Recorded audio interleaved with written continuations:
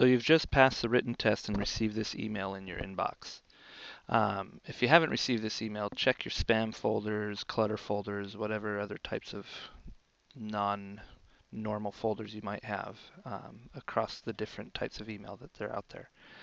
But you'll get this email when you've passed your written, and this email has a lot of information about what you'll need to do to prepare to enter backgrounds when you pass the other testing components.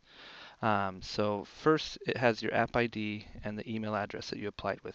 You're going to need these two bits of information throughout the entire process, so I would make sure you have these. And any correspondence you make with us, make sure to include your app ID so that we can more easily find you in our system and help you with whatever you need help with. But we use a system called eHire. It's an electronic system, and your personal history statement, your PHS, is done online through a browser. So here are the links to those. I'll do a later video that will show you how to do your PHS online. During your background process, you will need several documents to submit to us, and in a minute I'll show you all of those. But to continue with the email, after you complete your web PHS, you'll receive another email that will give you all the additional links to the web forms and different documents that you can fill out for your backgrounds. You get this before you attend your VPAT.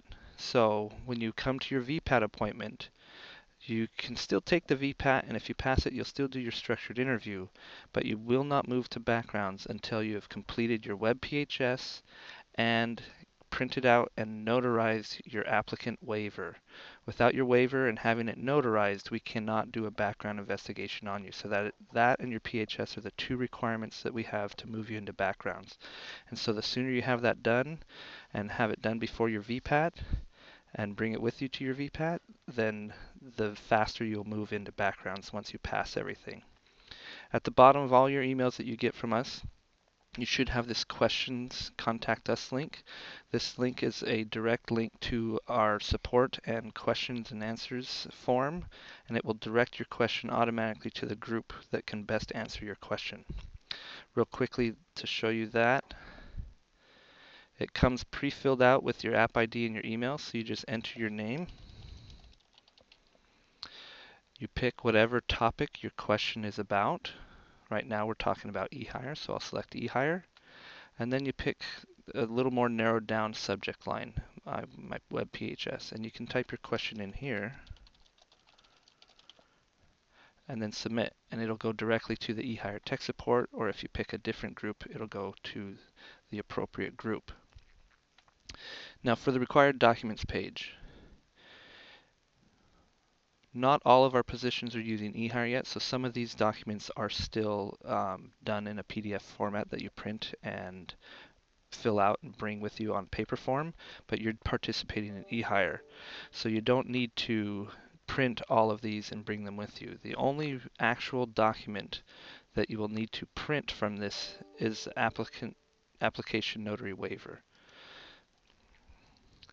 And here is the waiver, so you print this out, fill it out, leave these two member fields blank, and then you go to a notary, usually at a Kinko's, FedEx store, a UPS store, or a bank. They all have notaries generally, and you'll bring this with you to your VPAT.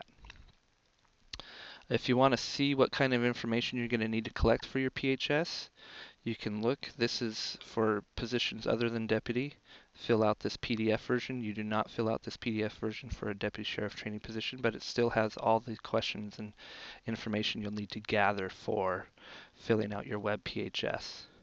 When you complete your web PHS, all these other forms that are for people not in our eHire program, we have web forms that you'll fill out and get links, direct links to those later. So that is the email, and good luck in the process. One quick additional note that I forgot to come back to is the web PHS. When you click on these links, they will take you to our web PHS system. Now when you first get this email, it's been right after your written passing score has been entered into our system, and it immediately fires this email off to you.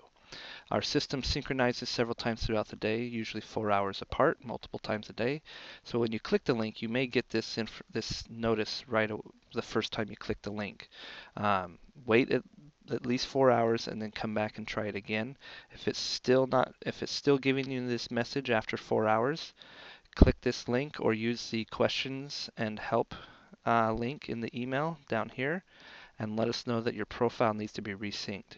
Remember to include your app ID, this number, right here in any emails that you may send us if you send it directly to ehire@lasd.org.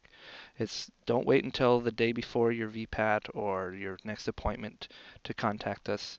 We want to be able to get this synchronized and give you as much time as possible to fill this out because it does take several hours, even several days to collect and fill out this information.